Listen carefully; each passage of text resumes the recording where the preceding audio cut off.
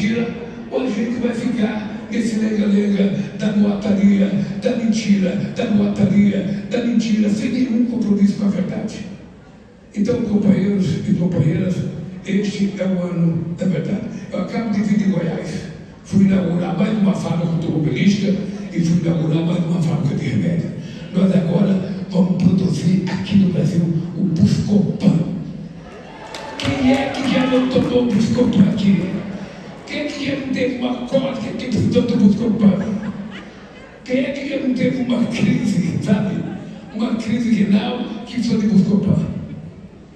Eu mesmo tive cálculo renal, tomei só no dia 3 Buscopan com glicose na feira. Agora, gente, vai ser feito no Brasil por empresa brasileira, gente.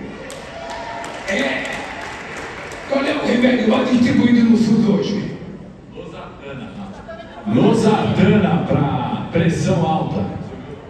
200, quantos milhões? 7 milhões de caixa é distribuído no SUS. Qual é o país que tem um sistema como o SUS? Veja se tem em algum lugar do mundo um país que tem mais de 100 milhões de habitantes que tem um sistema de saúde como o SUS. Que todo mundo passava falando mal dele. Quando veio a Covid, se não fosse o SUS, a gente teria se encerrado muito mais do que se ferrou, porque a gente tinha um presidente que falava que tomar vacina virava gay, que tomar vacina virava jacaré, e ele brincava com as pessoas sufocadas sem respiração, ele dizia que era só velhinho. Pois bem, se não fosse o SUS, a gente ia perdido muito mais gente. E de lá para cá, o SUS só ganhou, porque graças aos médicos e às médicas, graças aos funcionários do SUS, esse país conseguiu provar que não tem sistema melhor. E mais importante, por conta da capacidade de compra do SUS, por conta da capacidade de farmácia popular, a gente está recuperando uma coisa chamada indústria farmacêutica.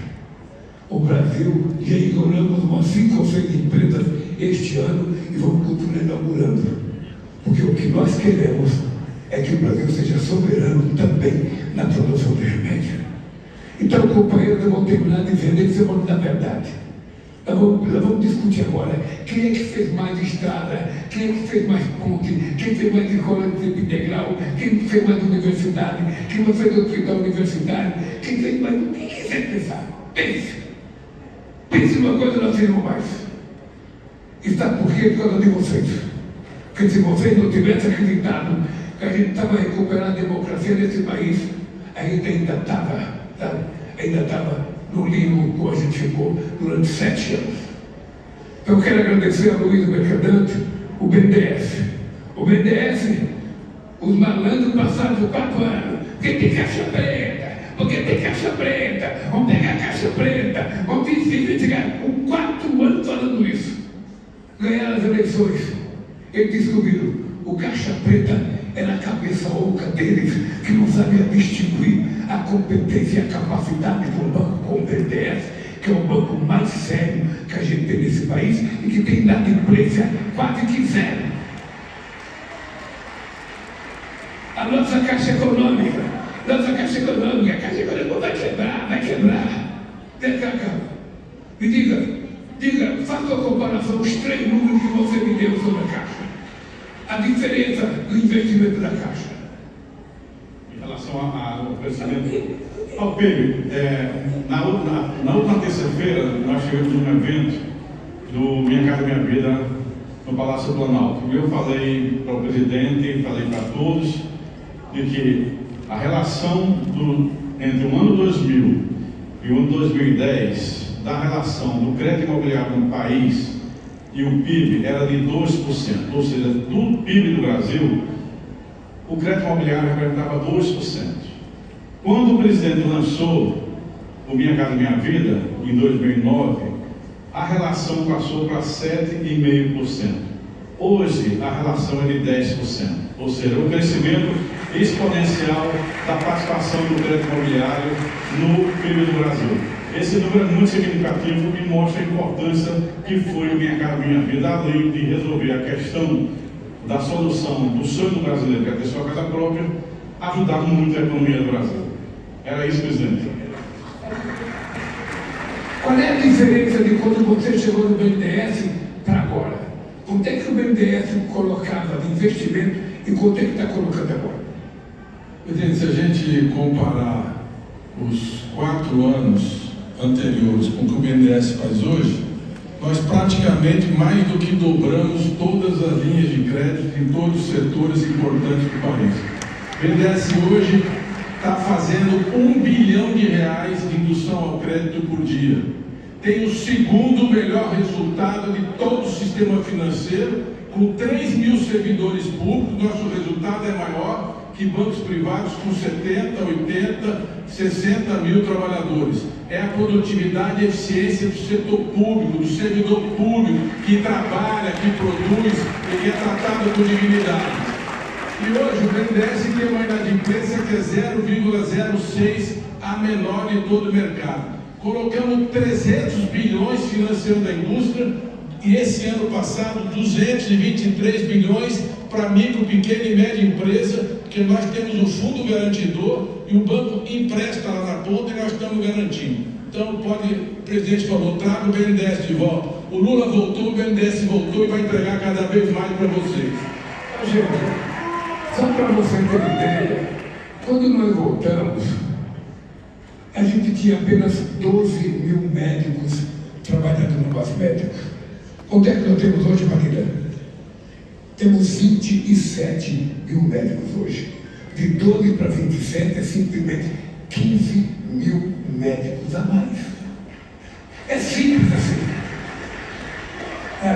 Deixa eu contar uma coisa para vocês. Aqui tem professor e professora, eu vou contar uma coisa para vocês. Vocês estão lembrando que há 2 anos atrás nós fizemos um pacto pela alfabetização da idade certa. A gente queria que as crianças, até o 2º ano de escola, fossem alfabetizadas. Nós tínhamos 37% de crianças alfabetizadas, até os 2 anos de idade. Nós fizemos um pacto com os governadores e com o prefeito. E ontem foi distribuído medalha de ouro para quem conseguiu avançar. Em apenas 1 ano e meio, nós saímos de 37% para 66% de crianças até o 2º ano alfabetizada. Nós queremos chegar a 100% de escola em tempo integral, para dar liberdade para a mãe e para o pai poder trabalhar, poder ficar tranquilo com os filhos, e as crianças poderem aprender mais do que acabar de escolher o Brasil. Tem que ter umas coisas para as crianças aprenderem. Hoje ela tem que aprender, sabe, sobretudo o seguinte, essa coisa da violência do homem contra a mulher, os meninos, os homens têm que começar a aprender da escola que eles não são melhores do que as mulheres, eles são iguais. Porque o pai é cheio de machismo. O pai, ele quer pegar o filho dele com 14 anos, já quer que o filho dele tenha iniciação sexual. E a filha quer que 40 anos seja virgem ainda. A vida real não é assim. É preciso educar as pessoas. Então, nós queremos mudar, inclusive, fazer uma discussão com a sociedade. Como é que a gente ensina isso para a pessoa? Como é que a gente vai ensinar política ambiental se não for na escola, gente? Se uma criança souber, ele vai chegar em casa e vai ensinar o pai e a mãe. Não vai? Uma criança vai ensinar o pai e a mãe. Então nós precisamos começar a entender, nós temos escola de tempo integral para as crianças aprender a dançar, aprender música, aprender o que ele quiser, além das coisas normais que ele tem que aprender. Sobretudo um pouquinho de matemática, um pouquinho de português, um pouquinho de história, um pouquinho de filosofia, um pouquinho de sociologia, um pouquinho de cada coisa. Mas ele tem que ser bom em matemática, porque aí ele sabe do caminho melhor. Tem que ser bom em história para conhecer a história do Brasil e não fazer as coisas erradas, como já fizemos no passado. Então a gente está nessa discussão. E mais ainda, quando a gente criou o pé de meia, gente, você sabe por que a gente criou? Porque a gente descobriu que 500 mil meninos e meninas fazendo ensino médio estavam desistindo da escola para ajudar no orçamento familiar. Que país a gente seria se a gente permite que 500 mil jovens desistissem da escola? Tiramos o pé de meia para garantir uma bolsa para ele depositada na Caixa Econômica Federal para que ele possa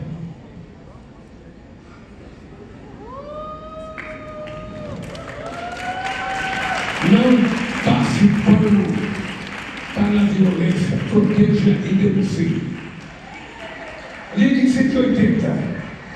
Então, gente, quando nós criamos esse negócio do Pacto do Feminicídio, eu confesso a vocês que foi a Janja que fez minha cabeça. Porque todo dia, quando a gente toma café, ela fica falando: teve eu que mataram a mulher não sei aonde, teve eu que mataram a mulher, teve eu que... Eu falei: Janja, eu vou assumir essa luta. Porque eu descobri que a luta contra a violência contra a mulher não é da mulher, é do homem. É o homem que tem que parar de ser violento. Então nós fizemos um pacto. Fizemos um pacto e vamos atrás. Porque ninguém é obrigado a morar com ninguém. Ninguém é obrigado a suportar ninguém. Ninguém é obrigado a suportar assédio. Ninguém é obrigado a suportar pessoas necessárias. O chefe não pode mandar exatamente o marido. Então nós vamos levar muito a sério essa coisa, porque está muito violenta. Eu, quando vejo um cara arrastando uma mulher, eu tive com a mãe daquela menina que morreu, que foi arrastada. Eu tive com a mãe dela esse dia. Nós não podemos aceitar isso normal, gente. Então nós homens, eu falei para os dirigentes sindicais, quando for na porta de fábrica, na porta do banco, na porta do comércio, fazer discurso por aumento de salário, comece falando contra o feminicídio. O padre vai rezar a missa, comece falando contra o feminicídio. O pastor vai fazer o seu culto, comece falando contra o feminicídio. O político, ao invés de falar mal do governo, comece falando mal do feminicídio. Então, se a gente fizer, todo mundo fizer isso, a gente tem chance de sonhar que no belo dia a gente vai acordar e não vai ter uma vítima de um homem desse país por violência. Bem, queridas companheiras e companheiros, eu vou me embora para deixar a feira funcionar, porque eu estou voltando para Brasília agora. Um beijo no coração, meu querido prefeito. Rodrigo, um beijo no coração, um beijo em todos vocês. E queria dizer para os prefeitos: use e abuse dessa caravana. Procure os problemas que vocês têm e procure encontrar solução agora. No mais, que Deus abençoe todos vocês e até outro dia.